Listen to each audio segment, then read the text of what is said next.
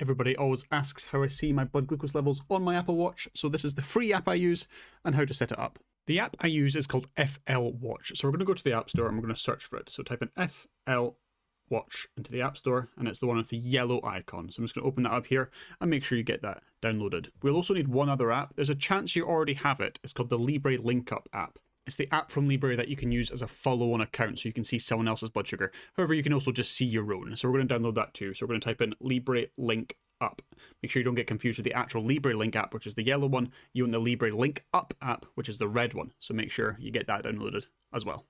Whilst those are downloading, we're going to get everything else set up. So in your normal Libre app, go to the settings in the top left-hand corner and scroll all the way down to connected apps. Here you're going to have a couple of options. You're going to click on the middle one, which is LibreLinkUp. Click on manage. You can see I already have quite a lot of accounts here. You might also have one too. If you do, you just need to know the email that you use and the password. If you don't have one, you're going to set one up. So you're just going to click on add connection, and here you're just going to put in your first name, surname, and an email address and click add. What this is going to do is send some instructions to that email address, and that is going to set up your account. To make sure it is set up properly, just open the FreeStyle LibreLinkUp app and make sure you can see your own readings there.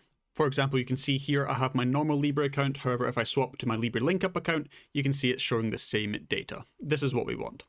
Now that's all set up, all we need to do is put the same information that we just used for the LibreLinkUp account into the FLWatch app. So if you open up the FLWatch app and go to the Connections tab, which is the second one along, you put in your username and your password that you just used in the LibreLinkUp app, put it in here, and then hit connect. I'll do that just now. There we go, so I just press connect. It's telling me to press connect again to send the information to the watch, so I'll do that just now. Press connect. So that's it all done. At the bottom, you can see there's a green connect bar. So if we're pressing the home button, you should be able to see your live Libre readings at the top of the app. Now to see it on your watch, you can navigate to the FLWatch app. You can also add a complication. They've got a variety of different complications you can use. Figure out which one works best for you.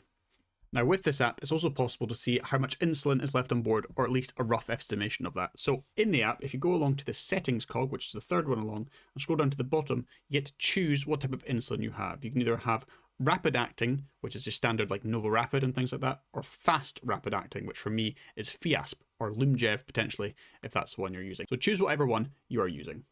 After that, you can then go back to the home screen, and then you can tap on the IOB part to put the amount of insulin that's currently in your body. You can say how much insulin you have, so say for example 2 units, and you just add it right there. You can also do a time since injection instead, so if you haven't logged it there at the time, but you know you took it, for example, 1 hour ago, you can change that to 1 hour, you then click add insulin and just submit it if that's what you want to do.